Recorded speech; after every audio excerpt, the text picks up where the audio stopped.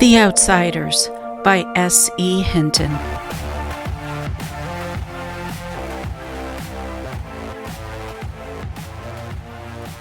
Chapter 1.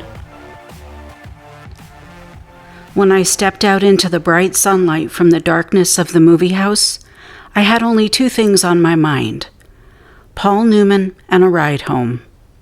I was wishing I looked like Paul Newman. He looks tough, and I don't, but I guess my own looks aren't so bad. I have light brown, almost red hair and greenish-gray eyes. I wish they were more gray, because I hate most guys that have green eyes, but I have to be content with what I have. My hair is longer than a lot of boys wear theirs, squared off and back and long at the front and sides, but I am a greaser, and most of my neighborhood rarely bothers to get a haircut. Besides, I look better with long hair. I had a long walk home and no company, but I usually loan it anyway, for no reason except that I like to watch movies undisturbed, so I can get into them and live them with the actors. When I see a movie with someone, it's kind of uncomfortable, like having someone read your book over your shoulder. I'm different that way.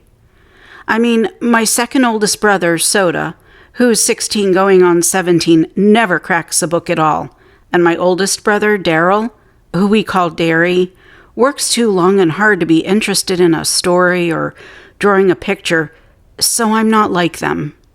And nobody in our gang digs movies and books the way I do. For a while there, I thought I was the only person in the world that did, so I loaned it. Soda tries to understand, at least, which is more than Derry does, but then Soda is different from anybody. He understands everything, almost. Like he's never hollering at me all the time the way Derry is, or treating me as if I was 6 instead of 14. I love Soda more than I've ever loved anyone, even Mom and Dad. He's always happy-go-lucky and grinning, while Derry's hard and firm and rarely grins at all. But then Derry's gone through a lot in his 20 years, grown up too fast. Soda Pop will never grow up at all. I don't know which way's the best.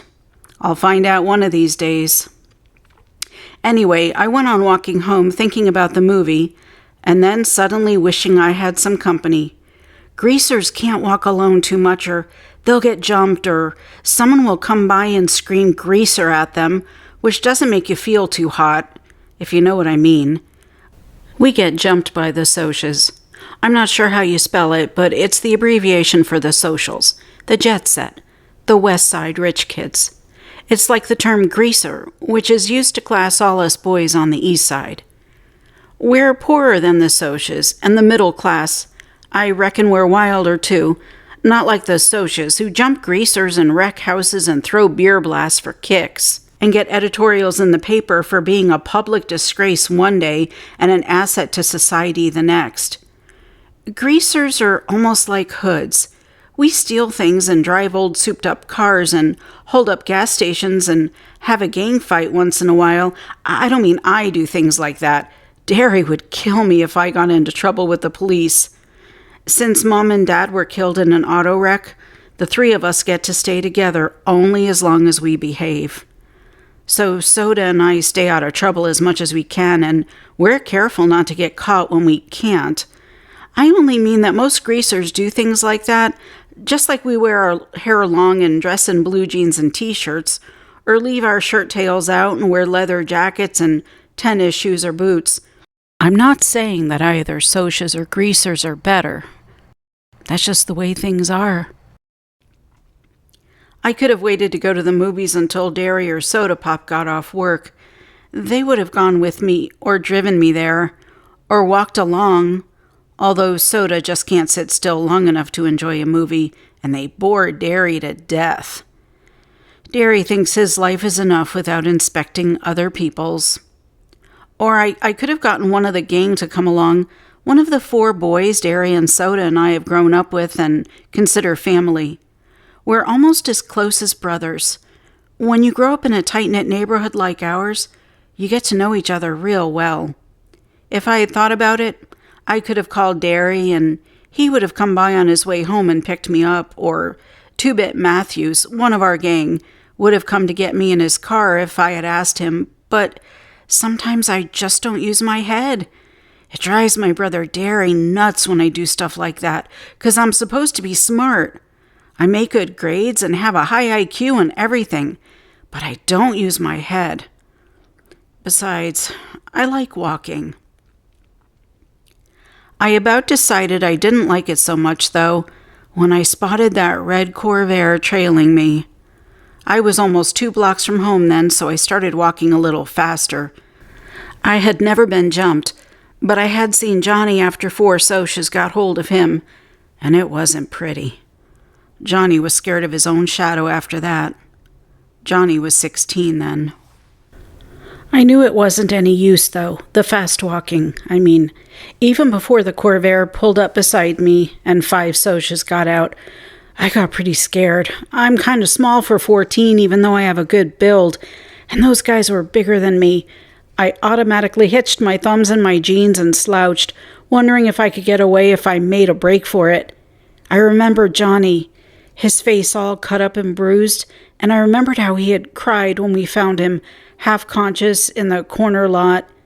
Johnny had it awful rough at home. It took a lot to make him cry. I was sweating something fierce. Although I was cold, I could feel my palms getting clammy and the perspiration running down my back. I get like that when I'm real scared. I glanced around for a pop bottle or a stick or something. Steve Randall, Soda's best buddy, had once held off 4 guys with a busted pop bottle, but there was nothing. So I stood there like a bump on a log while they surrounded me. I don't use my head. They walked around slowly, silently, smiling. "Hey, Grease," one said in an over-friendly voice. "We're going to do you a favor, Greaser. We're going to cut all that long, greasy hair off." He had on a Madras shirt. I can still see it. Blue Madras. One of them laughed and then cussed me out in a low voice. I couldn't think of anything to say. There just isn't a whole lot you can say while waiting to get mugged, so I kept my mouth shut. "Need a haircut, Greaser?" The medium-sized blonde pulled a knife out of his back pocket and flipped the blade open. I finally thought of something to say. "No." I was backing up, away from that knife. Of course, I backed right into one of them. They had me down in a second. They had my arms and legs pinned down, and one of them was sitting on my chest with his knees on my elbows, and if you don't think that hurts, you're crazy. I could smell English leather shaving lotion and stale tobacco, and I wondered foolishly if I would suffocate before they did anything. I was scared so bad, I was wishing I would. I fought to get loose and almost did for a second. Then they tightened up on me and the one on my chest slugged me a couple of times. So I lay still, swearing at them between gasps. A blade was held against my throat. "How'd you like that haircut to begin just below the chin?" It occurred to me then that they could kill me. I went wild. I started screaming for Soda, Derry, anyone. Someone put his hand over my mouth, and I bit it as hard as I could, tasting the blood running through my teeth. I heard a muttered curse and got slugged again, and they were stuffing a handkerchief in my mouth. One of them kept saying, "Shut him up, for Pete's sake, shut him up." Then there were shouts and the pounding of feet, and the Socias jumped up and left me laying there, gasping. I lay there and wondered what in the world was happening. People were jumping over me and running by me, and I was too dazed to figure it out.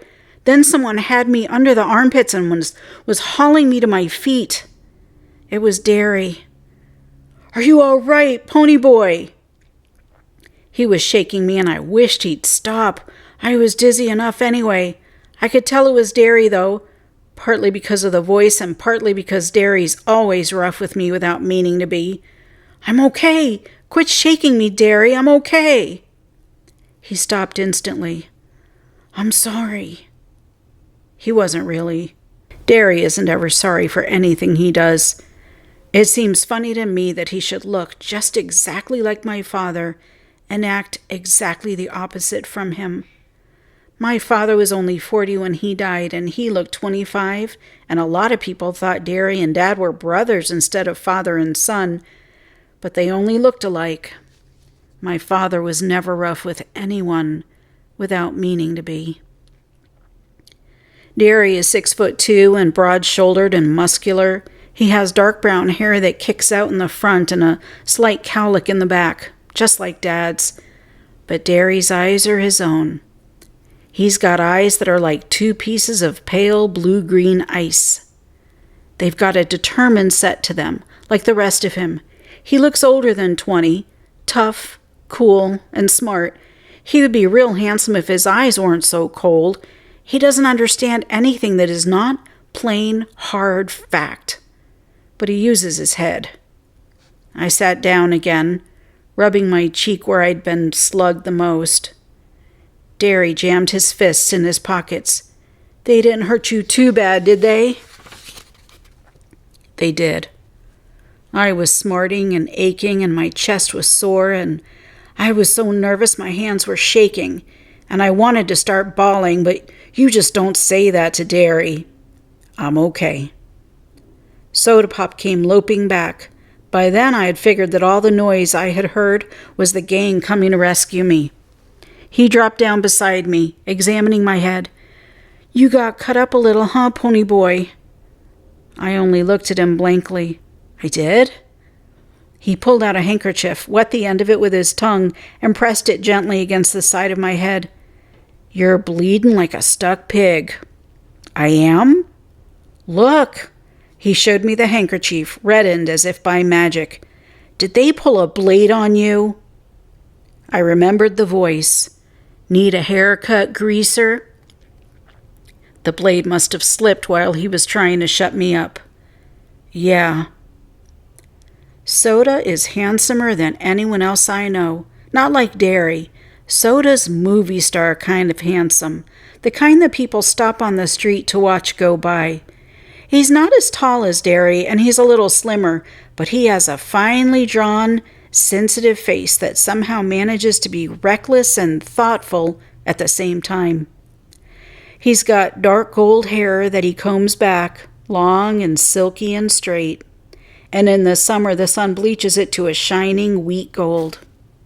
His eyes are dark brown, lively, dancing, recklessly laughing eyes that can be gentle and sympathetic one moment and blazing with anger the next. He has Dad's eyes, but Soda is one of a kind. He can get drunk in a drag race or dancing without ever getting near alcohol. In our neighborhood, it's rare to find a kid who doesn't drink once in a while, but Soda never touches a drop. He doesn't need to. He gets drunk on just plain living, and he understands everybody. He looked at me more closely. I looked away hurriedly because, if you want to know the truth, I was starting to bawl. I knew I was as white as I felt, and I was shaking like a leaf. Soda just put his hand on my shoulder. Easy, pony boy. They ain't gonna hurt you no more. I know, I said, but the ground began to blur and I felt hot tears running down my cheeks. I brushed them away impatiently. I'm just a little spooked, that's all. I drew in a quivering breath and quit crying. You just don't cry in front of Derry, not unless you're hurt like Johnny had been that day we found him in the vacant lot. Compared to Johnny, I wasn't hurt at all. Soda rubbed my hair. You're an okay kid, Pony. I had to grin at him. Soda can make you grin no matter what. I guess it's because he's always grinning so much himself. You're crazy, Soda. Out of your mind. Derry looked as if he'd like to knock our heads together. You're both nuts. Soda merely cocked one eyebrow, a trick he'd picked up from Two-Bit. It seems to run in this family. Derry stared at him for a second, then cracked a grin. Soda Pop isn't afraid of him like everyone else, and enjoys teasing him. I'd just as soon tease a full-grown grizzly, but for some reason, Derry seems to like being teased by Soda. Our gang had chased the Socias to their car and heaved rocks at them. They came running toward us now, 4 lean, hard guys. They were all as tough as nails and looked it. I had grown up with them, and they accepted me, even though I was younger, because I was Derry and Soda's kid brother, and I kept my mouth shut good. Steve Randall was 17, tall and lean, with thick, greasy hair he kept combed in complicated swirls. He was cocky, smart, and Soda's best buddy since grade school. Steve's specialty was cars. He could lift a hubcap quicker and more quietly than anyone in the neighborhood, but he also knew cars upside down and backward, and he could drive anything on wheels. He and Soda worked at the same gas station. Steve part-time and Soda full-time, and their station got more customers than any other in town. Whether that was because Steve was so good with cars or because Soda attracted girls like honey draws flies, I couldn't tell you. I liked Steve only because he was Soda's best friend. He didn't like me. He thought I was a tag-along and a kid. Soda always took me with them when they went places if they weren't taking girls, and that bugged Steve. It wasn't my fault. Soda always asked me. I didn't ask him. Soda doesn't think I'm a kid. Two-Bit Matthews was the oldest of the gang and the wisecracker of the bunch. He was about 6 feet tall, stocky in build, and very proud of his long, rusty-colored sideburns. He had gray eyes and a wide grin, and he couldn't stop making funny remarks to save his life. You couldn't shut up that guy. He always had to get his 2 bits worth in, hence his name. Even his teachers forgot his real name was Keith, and we hardly remembered he had one. Life was one big joke to 2-Bit. He was famous for shoplifting and his black-handled switchblade, which he couldn't have acquired without his first talent, and he was always smarting off to the cops. He really couldn't help it. Everything he said was so irresistibly funny that he just had to let the police in on it to brighten up their dull lives. That's the way he explained it to me. He liked fights, blondes, and for some unfathomable reason, school. He was still a junior at 18 and a half, and he never learned anything. He just went for kicks. I liked him real well because he kept us laughing at ourselves as well as at other things. He reminded me of Will Rogers. Maybe it was the grin.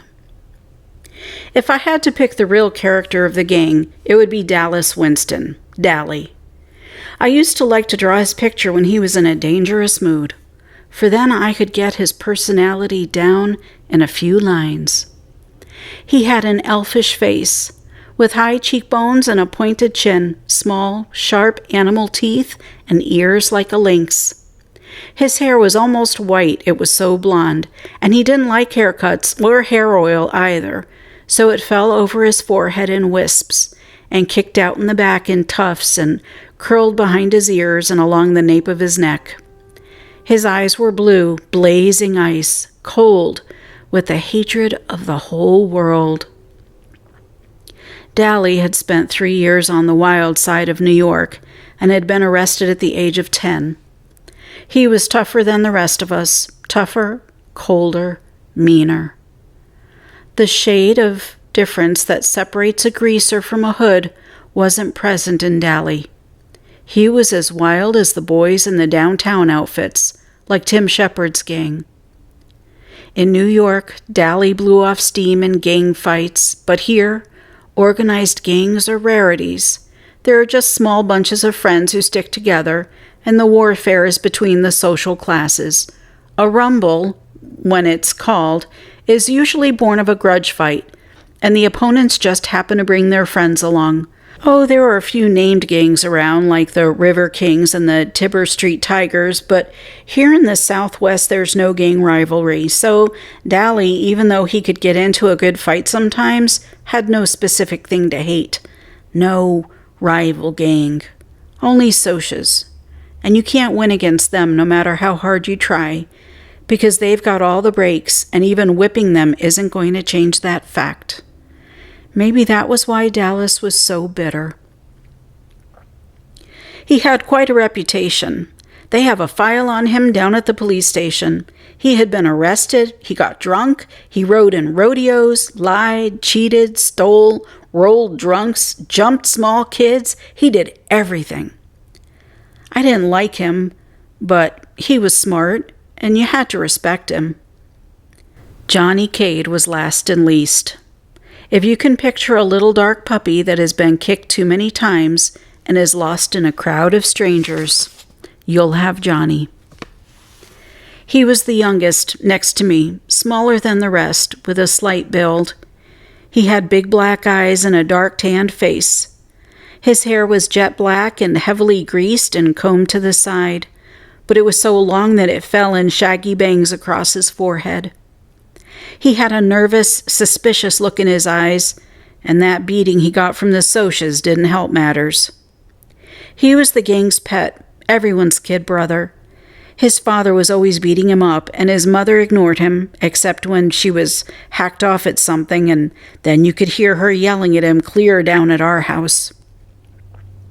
I think he hated that worse than getting whipped. He would have run away 1,000,000 times if we hadn't been there. If it hadn't been for the gang, Johnny would never have known what love and affection are. I wiped my eyes hurriedly. Did you catch 'em? Nope. They got away this time, the dirty... Two-Bit went on cheerfully, calling the Socias every name he could think of or make up. The kid's okay? I'm okay. I tried to think of something to say. I'm usually pretty quiet around people, even the gang. I changed the subject. I didn't know you were out of the cooler yet, Dally. Good behavior. Got off early. Dallas lit a cigarette and handed it to Johnny. Everyone sat down to have a smoke and relax. A smoke always lessens the tension. I had quit trembling and my color was back. The cigarette was calming me down. Two-Bit cocked an eyebrow. Nice looking bruise you got there, kid. I touched my cheek gingerly. Really? Two-Bit nodded sagely. Nice cut, too. Makes you look tough. Tough and tough are two different words. Tough, T-O-U-G-H, is the same as rough.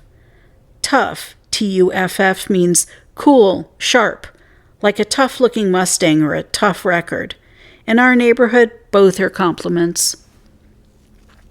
Steve flicked his ashes at me. What were you doing walking by your lonesome? Leave it to good old Steve to bring up something like that. I was coming home from the movies. I didn't think... You don't ever think, Derry broke in. Not at home or anywhere when it counts. You must think at school with all those good grades you bring home, and you've always got your nose in a book. But do you ever use your head for common sense? No, sirree, bub. And if you did have to go by yourself, you should have carried a blade. I just stared at the hole in the toe of my tennis shoe. Me and Derry just didn't dig each other. I never could please him. He would have hollered at me for carrying a blade if I had carried one. If I had brought home B's, he wanted A's, and if I got A's, he wanted to make sure they stayed A's. If I was playing football, I should be studying, and if I was reading, I should be out playing football. He never hollered at Soda Pop, not even when Soda dropped out of school or got tickets for speeding. He just hollered at me. Soda was glaring at him. Leave my kid brother alone, you hear? It ain't his fault he likes to go to the movies, and it ain't his fault the Socias like to jump us. And if he had been carrying a blade, it would have been a good excuse to cut him to ribbons. Soda always takes up for me.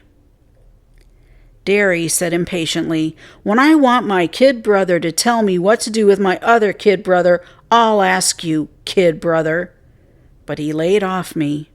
He always does when Soda Pop tells him to. Most of the time. Next time, get one of us to go with you, Pony Boy, Two-Bit said. Any of us will. Speaking of movies, Dally yawned, flipping away his cigarette butt. I'm walking over to the Nightly Double tomorrow night. Anybody want to come and hunt some action? Steve shook his head. Me and Soda are picking up Evie and Sandy for the game. He didn't need to look at me the way he did right then. I wasn't going to ask if I could come. I'd never tell Soda because he really likes Steve a lot, but sometimes I can't stand Steve Randall. I mean it. Sometimes I hate him. Derry sighed, just like I knew he would. Derry never had time to do anything anymore. I'm working tomorrow night. Dally looked at the rest of us. How about y'all? Two-Bit, Johnny Cake, you and Pony want to come? Me and Johnny'll come, I said. I knew Johnny wouldn't open his mouth unless he was forced to. Okay, Derry? Yeah, since it ain't a school night. Derry was real good about letting me go places on the weekends. On school nights, I could hardly leave the house.